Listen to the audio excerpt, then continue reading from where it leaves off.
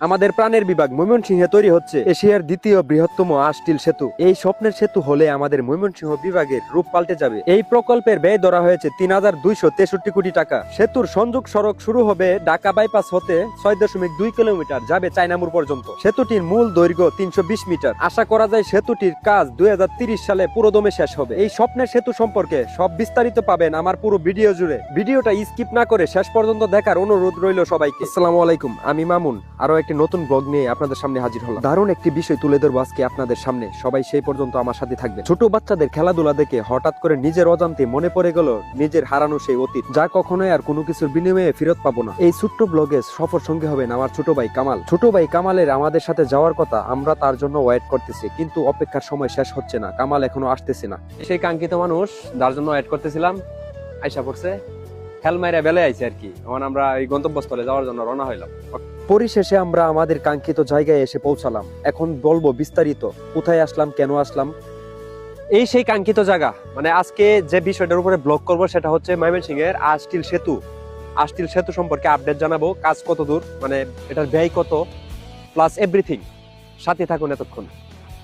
ময়মনসিংহে তৈরি হচ্ছে এশিয়ার দ্বিতীয় বৃহত্তম আস্টিল সেতু। ২০২১ সালে আগস্ট মাসে আস্টিল সেতুর বাজেট প্রকাশ করা হয়। সেতুটির নির্মাণ ব্যয় ধরা হয়েছে ৩,২৬৩ কোটি টাকা। আস্টিল সেতুর সংযোগ সড়ক যুক্ত হবে ঢাকা বাইপাস থেকে ২.৬ কিলোমিটার, যাবে চায়নামুর পর্যন্ত। পিলার ছাড়া এই সেতুটির মূল দৈর্ঘ্য হবে ৩২০ মিটার। এই স্বপ্নের আস্টিল সেতু তৈরিতে ব্যবহার করা হচ্ছে সব অত্যাধুনিক যন্ত্রপাতি। এই সেতুটি তৈরিতে কাজ করছে চায়না ট্রেস্ট কন্ট্রাকশন ইঞ্জিনিয়ারিং কর্পোরেশন কোম্পানি, যেটা কিনা বাংলাদেশ এবং চায়না যৌথভাবে। দেখেন কত উন্নত এক একটা ক্রেন ব্যবহার করা হচ্ছে এই সেতু তৈরিতে। কি ভারী আর অত্যাধুনিক যন্ত্র, যা কখনো আমি আগে দেখিনি। আপনারা দেখে থাকলে ভিডিওতে কমেন্ট করে জানাবেন। এই ভারী যন্ত্রগুলো সাধারণত ফাইলিং করার কাজে ব্যবহার করা হয়। এই এক একটা ভারী যন্ত্র অনেক টাকা দাম এবং কয়েকশো কেজি ওজন। ওই সামনে যে মেশিনটি দেখতে পাচ্ছেন, ওই মেশিনের দ্বারা অটোমেটিক ভাবে পাথর এবং সিমেন্টের মিশ্রণে ডালাইগুলা হচ্ছে। এই এক একটা ক্রেনের দাম লক্ষ লক্ষ টাকা। এই ক্রেনগুলো দিয়ে অনেক ভারী ভারী মালামাল এক জায়গা থেকে আরেক জায়গায় সহজেই নেওয়া যায়। এতক্ষণ আপনাদের সাথে যে চিত্রগুলো শেয়ার করলাম, এটা হলো চায়নামুরের এদিকের দৃশ্য। এখন আপনাদের নিয়ে যাব সামনে ব্রহ্মপুত্র নদীর তীরে, আর দেখাবো আমাদের স্বপ্নের আস্টিল সেতুর বাকি কাজগুলো।